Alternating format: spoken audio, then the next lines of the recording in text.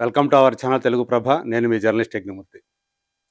ఒక సంవత్సరం క్రితం నాగార్జున గురించి, ఆయన ఫ్యామిలీ గురించి, కొండా సురేఖ గారు చేసినటువంటి అంటే తెలంగాణ ప్రభుత్వంలో ఒక మంత్రిగా ఉన్నటువంటి ఆమె, ఆయన మీద చేసినటువంటి వ్యాఖ్యలు తీవ్ర దుమారాన్ని రేకెత్తడం మనందరికీ తెలుసు.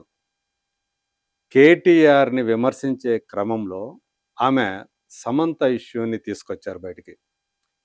నాగ చైతన్య, సమంత విడాకులు తీసుకోవటం వెనక కేటీఆర్ ఉన్నారని చెప్పి తీవ్రంగా విమర్శించినటువంటి ఆమె, ఆ క్రమంలో నాగార్జున, నాగ చైతన్యని కూడా అందులోకి లాగారు.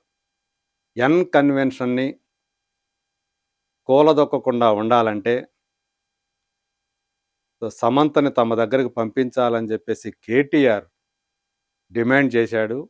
అందుకు అనుగుణంగా ఆమెను ఆయన దగ్గరికి వెళ్ళాల్సిందిగా సమంతని నాగార్జున, నాగ చైతన్య ఫోర్స్ చేశారు. ఆమె వెళ్ళనంది. అందుగురించే విడాకులు ఇచ్చారు ఆమెకి అని చెప్పేసి ఆమె చేసినటువంటి తీవ్రమైనటువంటి వ్యాఖ్యలు ఎలాంటి దుమారాన్ని రేకెత్తించాయో, ఎంత సంచలనాన్ని సృష్టించాయో అందరూ చూశారు.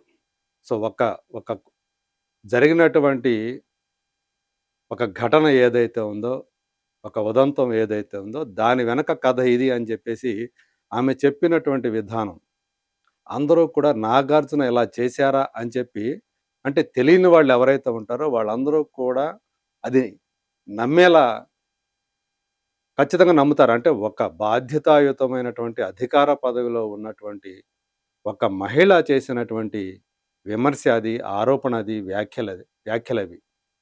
మరి ఊరికే ఎవరు అలాంటివి చేయరు. ఒక కుటుంబం మీద అలాంటి ఆరోపణ చేయాలంటే కేవలం అది రాజకీయ నాయకులకే అవుతదని చెప్పేసి మరోసారి ఆమె నిరూపించారని చెప్పేసి చాలామంది ఆ రోజు వ్యాఖ్యానించారు. దాని మీద సమంత ఎలాంటి వ్యాఖ్యలు చేయలేదా? అలాంటిది ఏమీ లేదు అని చెప్పేసి ఆమె నుంచి ఎలాంటి వ్యాఖ్యలు రాలేదు. స్పందన రాలేదు. కానీ నాగార్జున మాత్రం ఊరుకోలేదు. కొండా సురేఖ మీద ఆయన పరువు నష్టం దావా వేశారు. ఏకంగా రూ. 100,00,00,000 పరువు నష్టాన్ని కోరుతూ ఆయన వేసినటువంటి ఆ కేసు.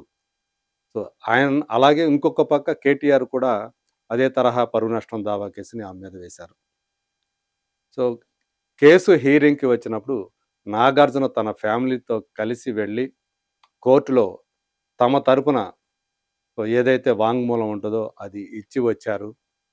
సో, కేసు నడుస్తూ ఉంది. సో, ఇప్పుడు కొండా సురేఖ గారు ఒక ట్వీట్ చేశారు. అది కూడా అర్ధరాత్రి దాటిన తర్వాత 12 గంటలు దాటిన తర్వాత ఒక ట్వీట్ వేశారు.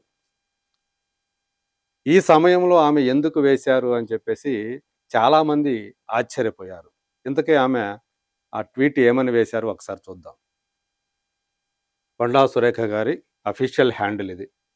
I would wish to clarify that the statement I had made in relation to Nagarjuna Garu was not intended to hurt Nagarjuna Garu or his family members.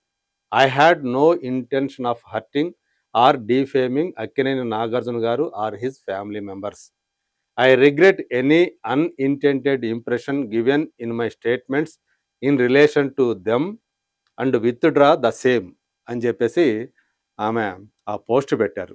అంటే నేను ఇదివరకు చేసినటువంటి వ్యాఖ్యలు ఏవైతే ఉన్నాయో, స్టేట్మెంట్లు ఏవైతే ఉన్నాయో నాగార్జున గారి మీద, అవి ఉద్దేశపూర్వకంగా, అంటే నాట్ ఇంటెండెడ్, ఉద్దేశపూర్వకంగా చేసినవి కాదు.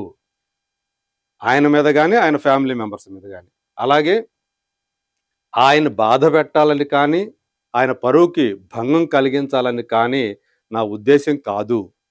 ఆమె ఇదివరకు చేసినటువంటి వ్యాఖ్యలు, ఆమె ఏం వ్యాఖ్యలు చేసిందో ఇక్కడ ఎలాంటి ప్రస్తావన లేదు. ఎప్పుడు చేసిందో కూడా ప్రస్తావించలే ఆమె. I regret any unintended impression given in any statements in relation to them and withdraw the same. So, నేను నా స్టేట్మెంట్లు ఏవైతే ఉన్నాయో అప్పుడు ఉద్దేశపూర్వకంగా చేసినవి కాదు. సో, అయినప్పటికీ కూడా నేను వాటిని వెనక్కి తీసుకుంటున్నాను, ఉపసంహరించుకుంటున్నాను అని చెప్పేసి ఇప్పుడు ఆమె తన ట్విట్టర్ హ్యాండిల్ ద్వారా ఒక ప్రకటన చేశారు. ఒక సంజాయిషి ఇచ్చారు. కానీ ఈ సంవత్సరం కాలంగా ఆమె చేసినటువంటి వ్యాఖ్యలు ఏవైతే ఉన్నాయో, ఆరోపణలు ఏవైతే ఉన్నాయో, అవి సృష్టించినటువంటి ఒక డిస్టర్బెన్స్ ఏదైతే ఉందో ఒక కుటుంబాన్ని, అది నిజంగా ఎవరికీ జరగాల్సింది కాదు అని చెప్పి చాలామంది అభిప్రాయపడ్డారు. ఆ కుటుంబానికి, ఆ కుటుంబం గురించి బాగా తెలిసినటువంటి రామ్ గోపాల్ వర్మ, ఈవెన్ కొండా సురేఖ, కొండా మురళి వాళ్ళ ఫ్యామిలీ గురించి, వాళ్ళ ప్రేమ కథ గురించి ఆయన ఒక సినిమా గూడా తీశారు. వాళ్ళు ప్రొడ్యూస్ చేసిన సినిమా. అంటే ఆ రకంగా కొండా ఫ్యామిలీ కూడా ఆర్‌జీవి సన్నిహితుడే. అయినప్పటికీ కూడా కొండా సురేఖ చేసినటువంటి వ్యాఖ్యల్ని ఆయన తీవ్రంగా తప్పుపట్టారు. నాకు చాలా కాలంగా అక్కినేని కుటుంబం తెలుసు నాకు. 'నాగార్జున' కుటుంబం తెలుసు. వాళ్ళు ఎంత హుందాగా ఉంటారో నాకు తెలుసు. అవి క్షమించరానటువంటి ఆహ్, వ్యాఖ్యలవి కొండా సురేఖ చేసినటువంటి వ్యాఖ్యలు. సో, 'నాగార్జున' ఇది ఊరుకోకూడదు, వదిలిపెట్టకూడదు అని చెప్పేసి కూడా ఆయన ఆ రోజు వ్యాఖ్యానించాడు. ఈవెన్ ఒక వీడియోలో కూడా ఆయన చెప్పాడది. సో, అలాంటి నేపథ్యం. అప్పుడు జరిగిందేంటి? ఎన్ కన్వెన్షన్ సెంటర్‌ని, నాగార్జునకు సంబంధించినటువంటి ఎన్ కన్వెన్షన్ సెంటర్‌ని అక్కడ అది ఒక చెరువుకు సంబంధించినటువంటి బఫర్ జోన్‌లో ఉంది. ఫుల్ ట్యాంక్ లెవెల్‌కి దగ్గరలో ఉంది.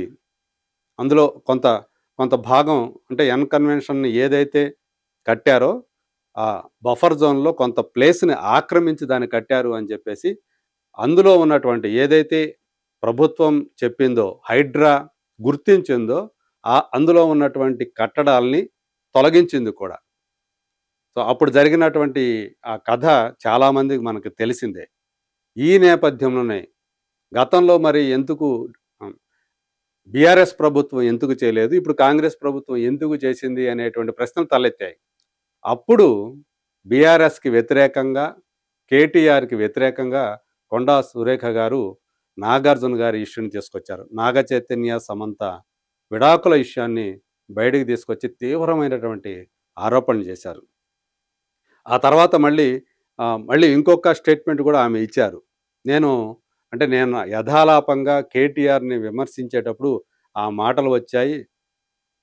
నేను అందుకు చింతిస్తున్నానని చెప్పేసి ఒక ఒక మాట అప్పుడు చెప్పారు. కానీ ఇంత వివరంగా అప్పుడు ఆమె చెప్పలేదు.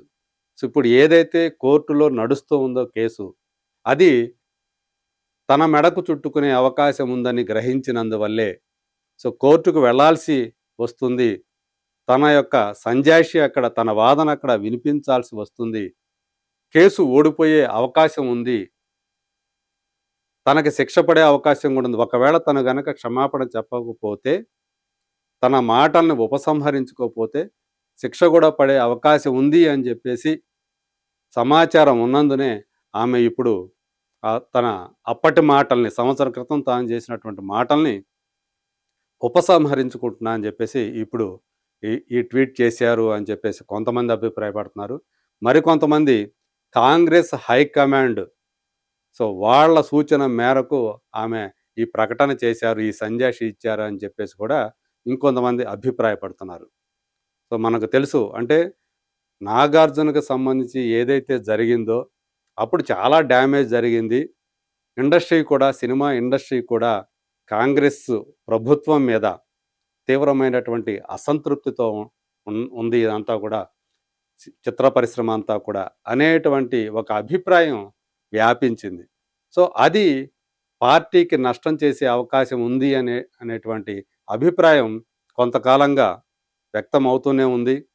సో, నిన్ననే జరిగినటువంటి జూబ్లీ హిల్స్ బైపోల్స్ ఏదైతే ఉందో, అందులో నమోదైనటువంటి ఓట్ల శాతం కూడా ప్రభుత్వం మీద వ్యతిరేకత వల్లే ఎక్కువ మంది వచ్చి ఓట్లు వేయలేదు అనేటువంటి అభిప్రాయం కూడా వ్యక్తమవుతుంది. సో, రిజల్ట్ అయితే ఇంకా రాలేదు. ఎవరు గెలుస్తారు, ఎవరు ఓడతారు పక్కన పెడితే, బట్ ఓటర్లు ఎక్కువ మంది ఉత్సాహం చూపించలేదు ఓట్లు వేయటానికి అనేటువంటి అభిప్రాయం. అంటే కాంగ్రెస్ ప్రభుత్వం మీద ఇక్కడే అంటే జూబ్లీ హిల్స్‌లో ఉండేది ఎక్కువ శాతం చిత్ర పరిశ్రమకు సంబంధించిన వాళ్ళే. కృష్ణానగర్ దగ్గర నుంచి ఫిలిం నగర్ దాకా ఇంకా చెప్పాలంటే యూసఫ్ గూడ దగ్గర నుంచి వాళ్ళందరూ కూడా అక్కడ మొత్తం వ్యాపించి ఉంటారు. చిత్ర పరిశ్రమ గాని, టీవీ పరిశ్రమ కానీ. సో, వీళ్ళందరూ కూడా చాలా వ్యతిరేకతతో ఉండారు అనేటువంటి అభిప్రాయం ఒకటి నెలకొని ఉంది.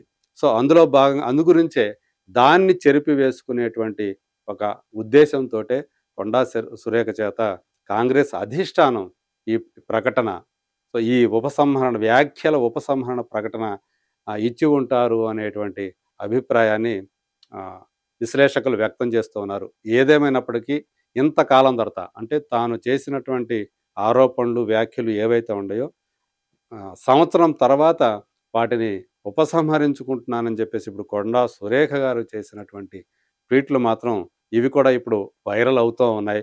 మరి తదుపరి 'నాగార్జున' గారు ఏం చేస్తారు? ఈమె మరి ఉపసంహరించుకుంటున్నాను, క్షమించమని చెప్తున్నారు గాబట్టి రిగ్రెట్ అని చెప్పేసి చెప్పారు. కాబట్టి మరి కేసుని విత్‌డ్రా చేసుకుంటారా 'నాగార్జున'? లేకపోతే ఇంకా మరి ముందుకు వెళతారా? ఏంటనేది let us wait and see.